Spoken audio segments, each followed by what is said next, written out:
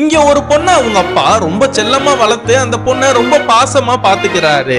இப்படின்னா இருக்கும் போது அந்த குட்டி பொண்ணை வண்டியில கூட்டிட்டு வந்துட்டு இருக்கும் போது ரோட்ல இருக்கிற பள்ளம் தடுக்கி கீழே விழுந்துடுறாங்க.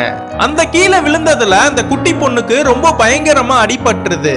அதனால அந்த பொண்ணை தூக்கிட்டு போய் ஹாஸ்பிட்டல்ல செக் பண்ணி பார்த்தா டாக்டர் அந்த பொண்ணு இறந்துட்டான்னு சொல்லிடுறாங்க. இவருக்குன்னு இருந்தது அந்த ஒரு பொண்ணு மட்டும்தான். அந்த பொண்ணு இல்லாம இவரு ரொம்ப கஷ்டப்படுறாரு.